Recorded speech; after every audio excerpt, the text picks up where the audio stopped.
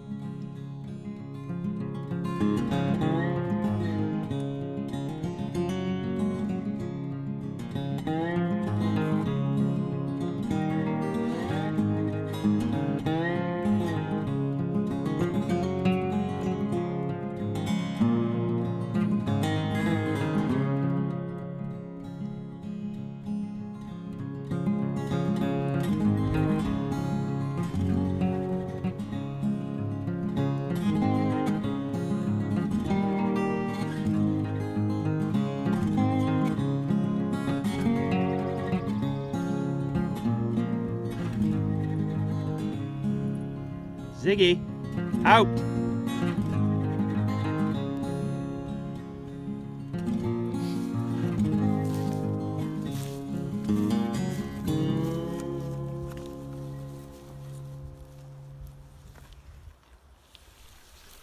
Since I plant my annual vegetables in rows, the first thing I generally try to do is find the approximate dimension of the area where the plants are not. I don't worry too much about the space in between the plants just yet. Instead, I focus on the long, clear areas like walkways and cut cardboard to that dimension in enough quantity to lay down a bunch. Just like with trees, cardboard only works if you lay down several layers. A single layer will disintegrate too quickly to be much of a weed barrier. I stagger my layers and lay them down almost like I'm installing cedar shingles on the side of a house, ensuring there are at least 3 layers of cardboard on any given spot. If I had enough, I'd do 4 or 5, but I rarely can get that much, even with my killer supply.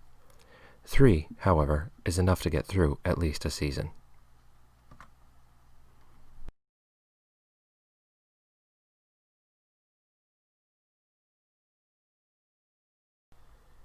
Especially in the walking paths, I try to walk carefully on the cardboard each time I make a pass. Since my permanent rows are raised beds in which I added soil from the walking paths, these walkways are recessed with sloping sides to the adjacent beds. Walking on the cardboard begins to train it to this U shape. Then, it's a matter of simply laying down everything you've prepared. I try to get as much of the tape and non-paper material off as possible while cutting the cardboard to appropriately sized pieces, but sometimes I miss one. I'd recommend getting as much of this material as possible off before laying it down. However, I also recommend you don't spend a lot of time getting any one piece of tape off.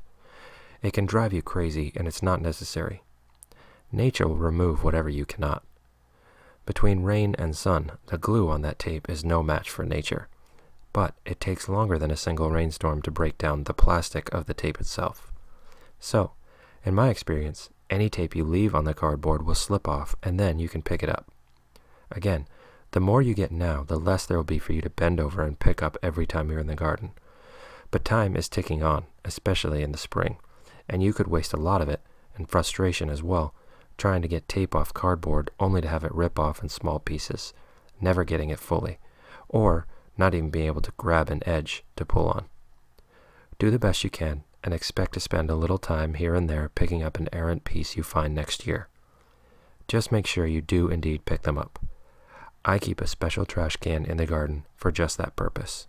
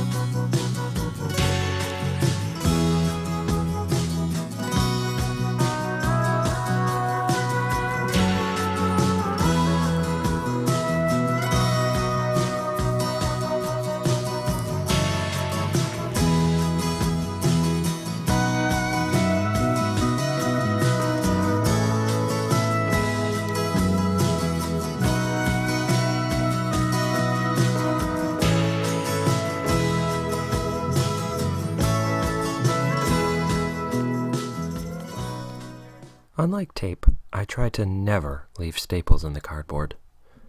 Nature will remove those too, but gardening barefoot is one of my greatest joys, and I don't relish the idea of a rusty staple through the bottom of my foot. I found it's often worth it to just cut off the entire flange of cardboard that contains staples, rather than try to remove the staples individually. I use these pieces of cardboard in the outdoor fire pit, and when I clean out the ashes every few years, I can run a magnet over them, pull out any metal, and take it to the scrapyard for cash. So even this isn't wasted material.